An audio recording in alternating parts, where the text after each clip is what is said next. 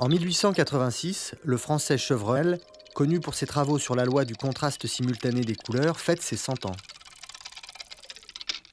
L'événement est l'occasion du premier reportage photographique de l'histoire, publié dans la revue Le Journal illustré. Les photographies sont prises par Nadar fils, tandis que Nadar père mène l'entretien, dont les extraits serviront de légende aux images. Il n'y a aucune recherche esthétique. Ce qui compte, c'est le naturel, la vivacité d'une conversation entre amis, à laquelle l'image permet de participer, comme si on y était. L'image photographique est transposée sur une plaque de cuivre, ce qui permet de l'imprimer. L'entretien se termine sur la profession de foi du vieux savant. Il faut faire voir, parce que c'est quand je vois que je crois. Ainsi, dès le premier reportage, l'essentiel est dit.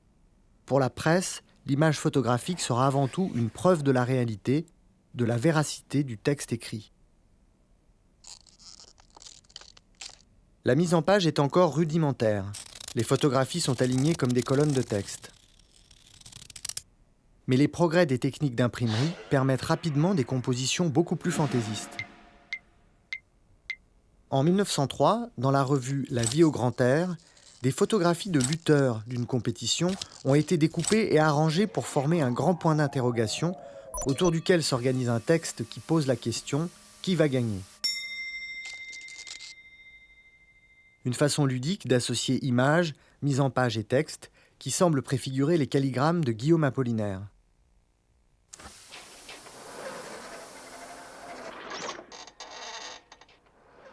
Un autre numéro de la revue pose une question encore plus cruciale. Le diabolo est-il un jeu ou un sport ? Les silhouettes sont détourées, les personnages jouent dans l'espace même de la page, tandis que le texte se glisse où il peut.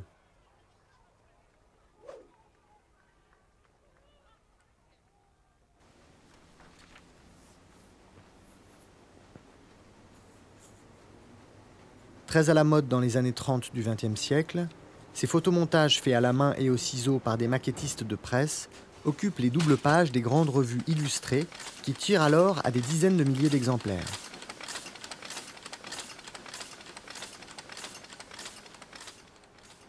La presse illustrée crée ainsi son propre langage, un hybride de photographie et de typographie, où le texte essaye de se faire image, non sans une certaine naïveté figurative. Dans la revue Voilà, un article sur le nouveau marché des voyages prend la forme d'une silhouette de locomotive, se détachant sur un fond de photographies de Kertész, allègrement découpées.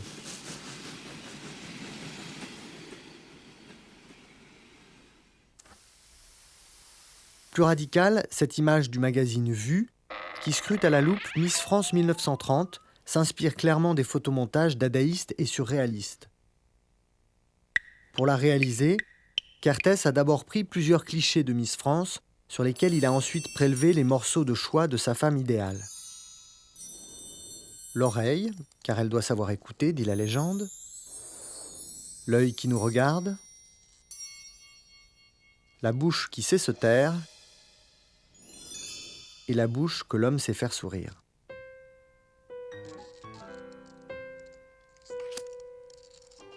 Les clichés d'origine sont en noir et blanc.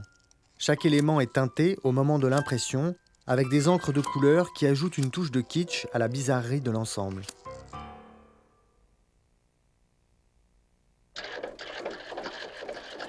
Dans la revue Regard, les photos de David Seymour transformées en engrenages font oublier la césure de la double page pour en faire une composition à part entière.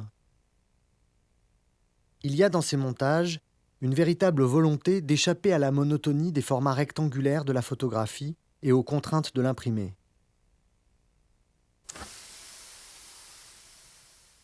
Dans cette autre double page de la même revue intitulée Noces et banquets, les photographies sont du jeune Cartier-Bresson qui ne signe encore que Cartier.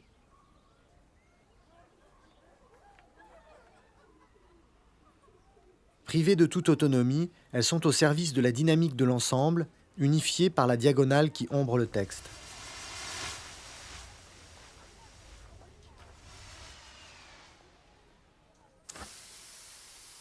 Curieusement, on retrouve le même principe dans cette image d'un bar d'une petite ville américaine qui s'étale sur une double page de la revue Life en 1936. Une photographie de Margaret Bourke-White, ou plutôt deux photographies de Margaret Bourke-White, car il s'agit de deux images différentes, du même lieu et de même cadre, prises à quelques instants d'écart. L'échelle d'une des deux photos est réduite au tirage et les deux images sont assemblées pour donner l'impression de n'en faire qu'une. L'œil, abusé par la perspective, met un moment à découvrir la supercherie.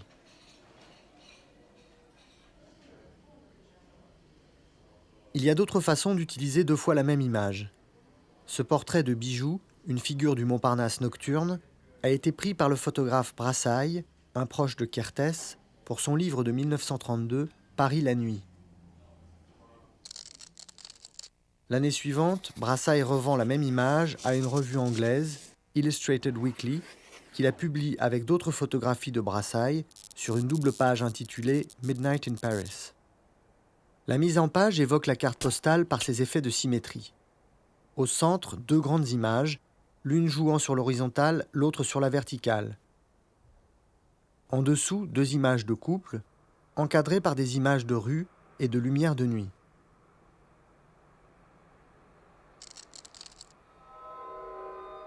Malgré la teinte bleue, rajoutée à l'impression, le travail initial du photographe est à peu près respecté, à condition de ne pas y regarder de trop près.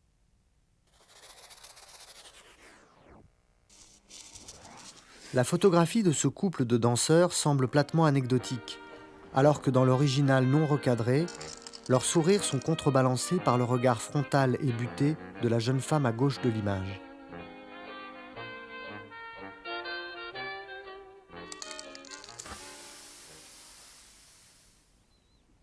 Le Pont Neuf dans le brouillard, 1934.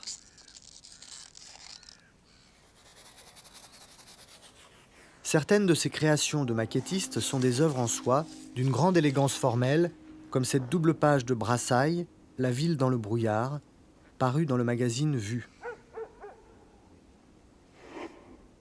Les diagonales des lumières et des arbres se répondent d'une image à l'autre et les relient entre elles, tandis que les caractères du titre évoquent un mélange d'opacité et de transparence. L'effet toutefois resterait purement plastique s'il n'y avait, à peine visible tout en bas de la page, la petite figure d'un passant solitaire, ancrant la composition dans le réel.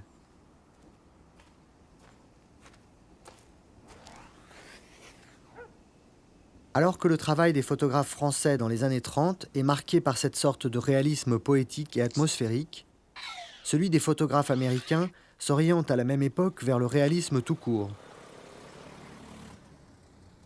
Toujours dans le magazine Vue, la même année, une double page intitulée « La poussière contre l'homme » montre les effets désastreux de la pire sécheresse que les États-Unis ont connue et qui a chassé de chez eux des milliers de paysans pauvres du Middle West. Les photos sont publiées sans nom d'auteur. Tout en bas, la plus petite montre une mère et ses enfants dans un camp de réfugiés. L'auteur de l'image est Dorothea Lange. Elle fait partie d'une mission photographique chargée par le gouvernement d'aller sur le terrain pour témoigner par l'image des conditions de vie de ces réfugiés et convaincre ainsi l'opinion publique du bien-fondé des programmes d'aide. En 1936, en Californie, elle tombe par hasard sur une famille abritée sous une tente de fortune.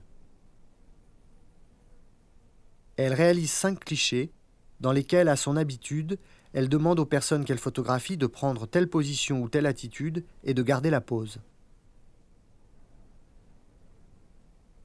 Parmi ces images, la pose de celle-ci est la moins naturelle, la composition la plus classique. Ces visages cachés de part et d'autre de la mer, dont le regard fixe le lointain, évoquent plutôt l'Angleterre du XIXe siècle que l'Amérique du XXe. Et peut-être est-ce à cause de cela que la photographie va connaître un succès sans précédent. Publiée et republiée, elle devient l'image symbolique de la Grande Dépression. Une allégorie si forte qu'on finit par en faire un timbre-poste.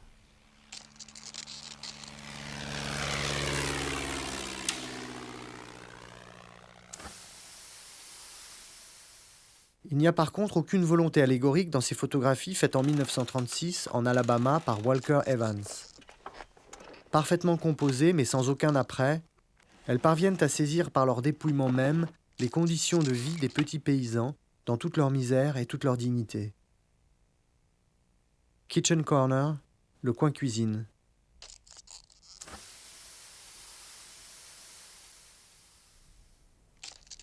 Kitchen Wall, mur de cuisine.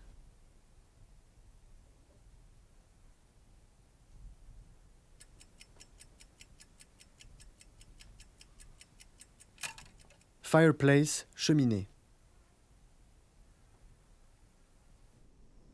Evans applique la même démarche frontale aux paysans pauvres qu'il photographie et qui nous dévisagent aussi simplement que nous les dévisageons. Ces images devaient être publiées dans la revue Fortune avec un texte de l'écrivain James Hadji. La revue s'étant désistée, Evans et Hadji en ont tiré un livre devenu mythique, Louons maintenant les grands hommes. Précédant les centaines de pages du texte de James Hadji, les images de Walker Evans sont présentées sans légende, au lecteur d'en trouver le sens.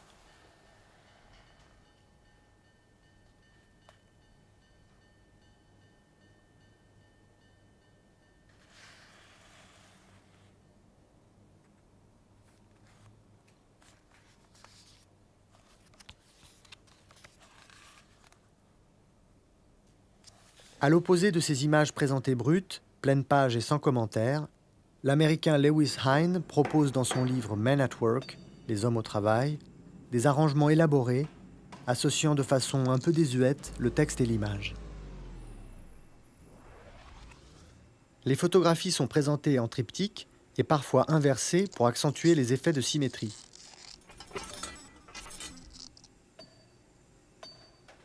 Et comme si le photographe lui-même n'avait pas confiance dans le pouvoir propre de ces images, il les accompagne de commentaires vagues et lyriques, exaltant l'héroïsme de ces travailleurs, appelés nos soldats.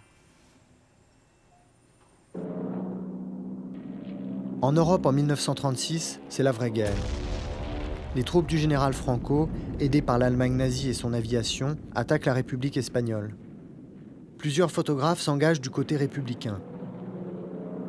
C'est le cas de David Seymour, auteur de cette photographie qui figure sur la couverture de Madrid, un livre militant qu'il réalise avec Robert Capa. On peut lire toute l'angoisse des civils bombardés dans ces visages tournés vers le ciel, alors qu'en réalité, ces gens se pressent au pied d'une tribune lors d'un meeting sur la réforme agraire, et que c'est un pur effet de montage qui change le sens de leur regard. C'est le sort de ces images. Une fois imprimées, elles deviennent des slogans, des symboles, dont la réalité passe au second plan.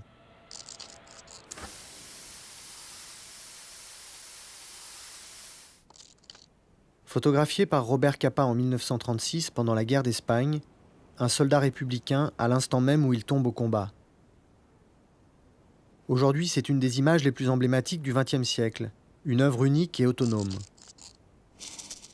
Mais quand elle a été publiée pour la première fois dans le magazine Vue, elle partageait la page avec un autre cliché pris au même endroit, tandis que sur la page d'en face, 5 autres photographies de Capa faisaient pendant. Jouant sur les deux termes, guerre et civil, l'ensemble constitue un véritable récit en images. Les photographies se répondent et s'opposent, les cadres se chevauchent, comme pour dire que leur relation compte plus que chacune prise isolément. Allant plus loin encore, une autre revue s'est débarrassée du cadre qui donne sa force à l'image, pour ne garder que la silhouette, transformée en simple signe. Ce n'est plus un document, c'est un fragment de discours. D'une certaine manière, ce nouveau statut met l'image à l'abri.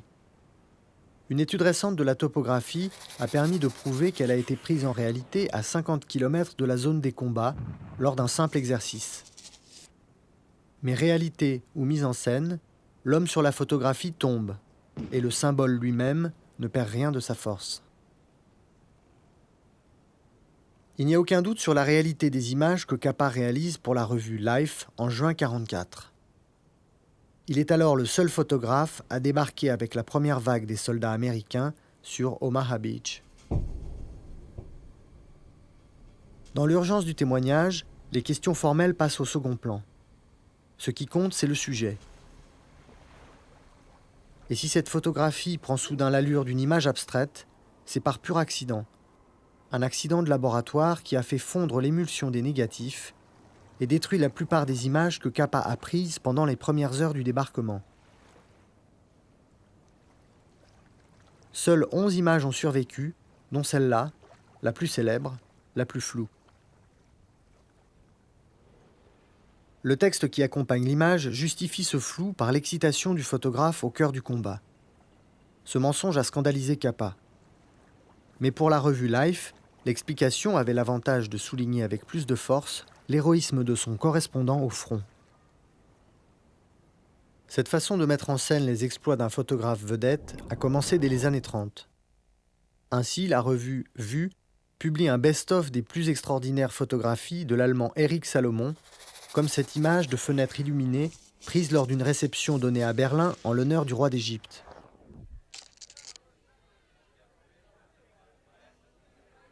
La photographie montre la débrouillardise du photographe, à qui on a interdit l'accès des lieux et qui a réussi malgré tout à s'introduire dans une salle de bain voisine pour faire son image.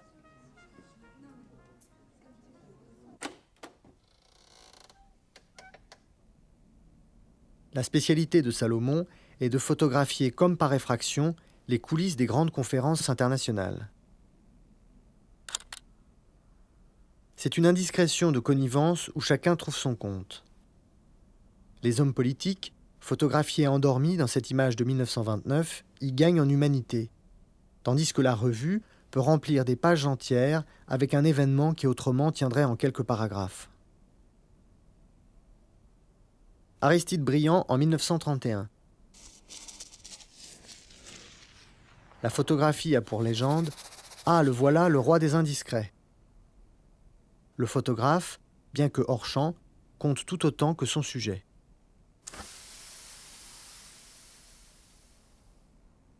Dans un style plus rugueux, l'Américain Wiggy se met lui aussi en scène. Son rôle, c'est celui du chroniqueur de la nuit new-yorkaise qui parcourt inlassablement la ville au volant d'une voiture dont le coffre lui sert de salle de rédaction.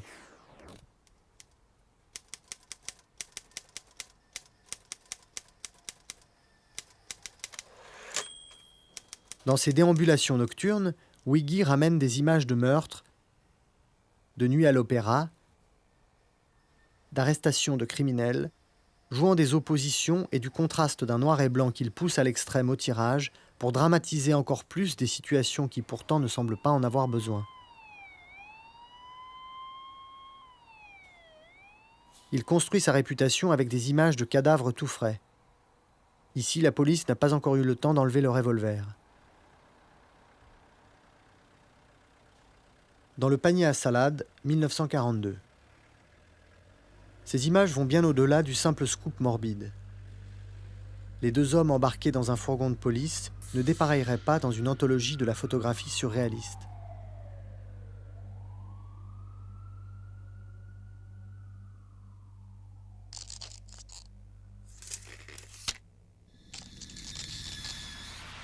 Au regard cynique et brutal du reporter de la grande ville, la revue Life oppose le regard sympathique du photographe Eugene Smith.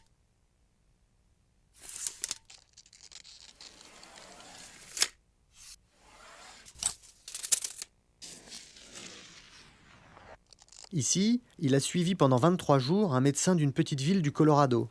C'est un reportage placé sous le signe du convenable et construit à la manière d'un film hollywoodien. Cet après-midi, le docteur part pêcher la truite dans la montagne avec des amis. Il est alors 4h15. À 5h, il est à pied d'œuvre. À 5h30, le shérif vient le chercher pour une urgence. Tout ici est convenu, les poses, les regards, jusqu'à cette lumière bien léchée, tout en gamme de gris, qui se garde bien de dramatiser la situation.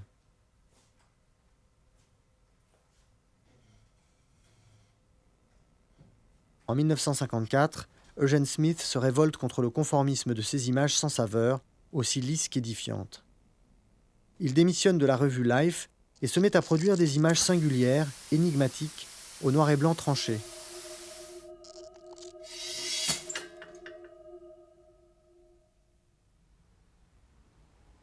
C'est un portrait visionnaire de sa ville de Pittsburgh et de ses mystères, une symphonie photographique, dit Smith, pour laquelle il prend 17 000 clichés.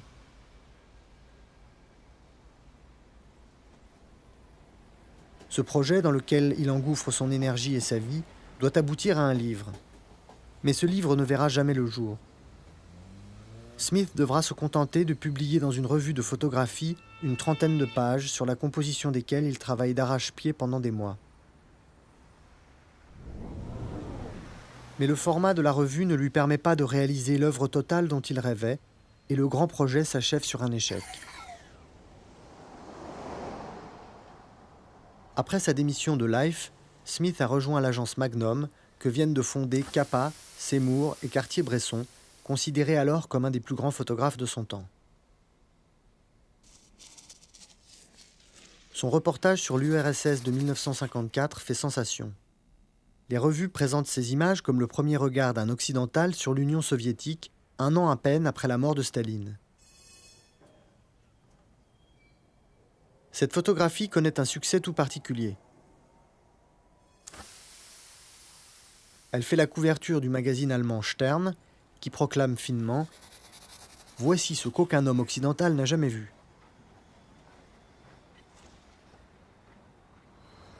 Elle fait aussi la couverture de Life, qui va également de sa plaisanterie. Revue de détails militaires à un arrêt de trolleybus.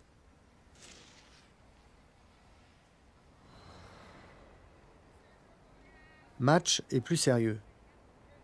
La photo est publiée en page intérieure, avec une légende qui insiste bizarrement sur le marchand de glace ambulant, à peine visible en bord de cadre.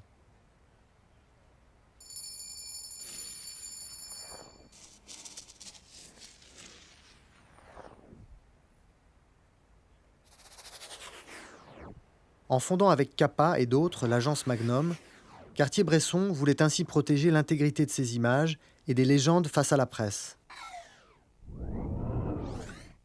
En voyant le sort fait à cette photographie de Cartier-Bresson, on comprend pourquoi. Elle est abîmée par la pliure entre les deux pages, qui perturbe le jeu de regard, et la structure de l'espace, qui en font tout le charme.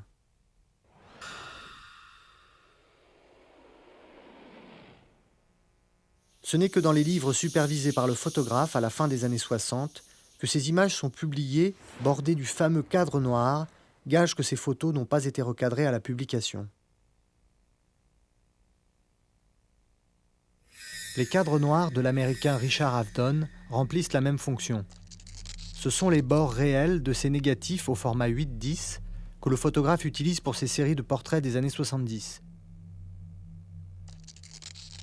Ici, des acteurs de la vie politique américaine, photographiés comme toujours chez Avedon sur un fond totalement neutre, de sorte que le cadre noir devient lui-même décor.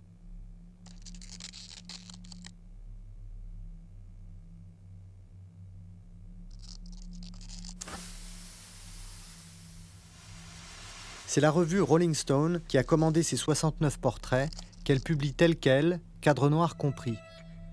Un signe que ces photographies doivent être vues non comme un simple accompagnement visuel, mais comme des œuvres à part entière.